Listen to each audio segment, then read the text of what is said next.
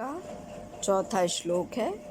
नमो ब्रह्मणे त्वमेव प्रत्यक्षं ब्रह्मासि त्वामेव प्रत्यक्षं ब्रह्म वदिष्यामि ऋतं वदिष्यामि सत्यं वदिष्यामि तन्मामवतु तद् वक्तारम् अवतु अवतु माम अवतु वक्तारम। नमो माने नमस्कार है, ब्रह्मणे ब्रह्म को नमस्कार है। त्वमेव त्वम माने तुम, एव माने ही, तुम ही, प्रत्यक्ष माने साक्षात, ब्रह्मासि ब्रह्म हो, तुम ही साक्षात ब्रह्म हो, ब्रह्म मतलब ईश्वर। त्वामेव तुम, त्वाम माने तुमको, एव माने ही, तुमको ही, प्रत्यक्षम प्रत्यक्ष या साक्षात, ब्रह्म वदिष्यामि माने कहूँगा, तो तुमको ही प्रत्यक्ष ब्रह्म कहूँगा। ऋतम वदिष्यामि, ऋतम माने यथास्थिति, वदिष्यामि कहूँगा। सत्यम वदिष्यामि, सत्य वदिष्यामि माने कहूँगा, यथास्थिति कहूँगा, सत्य कहूँगा। तत् माम अवतु, तन माने तो, माम माने मेरी, अवतु माने रक्षा करो।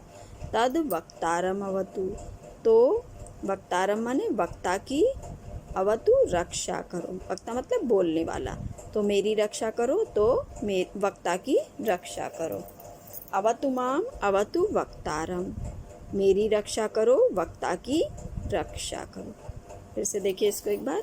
ब्रह्म को नमस्कार है, तुम ही प्रत्यक्ष ब्रह्म हो, तुमको ही प्रत्यक्ष ब्रह्म कहूँगा, यथा स्थिति कहूँगा, सत्य कहूँगा, तो मेरी रक्षा करो, तो वक्ता की रक्षा करो, मेरी रक्षा करो, वक्ता की रक्षा करो।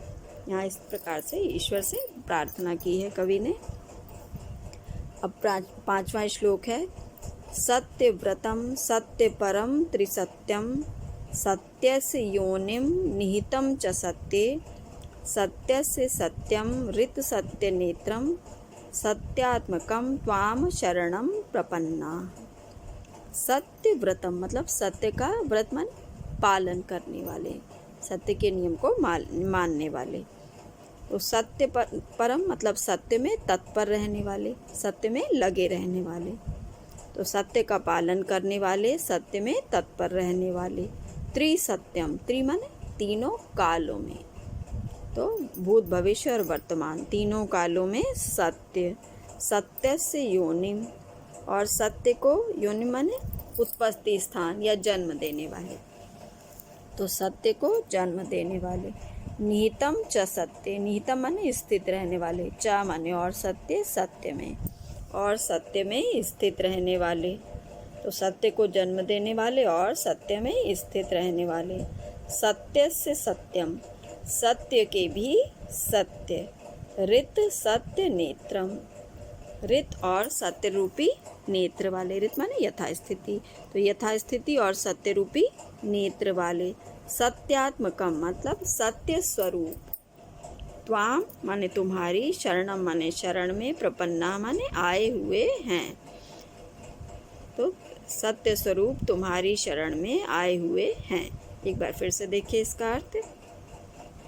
सत्य का पालन करने वाले, सत्य में तत्पर रहने वाले, तीनों कालों में सत्य, सत्य को जन्म देने वाले और सत्य में स्थित रहने वाले। सत्य के सत्य, ऋत और सत्य रूपी नेत्र वाले, सत्य स्वरूप तुम्हारी शरण में आए हुए हैं।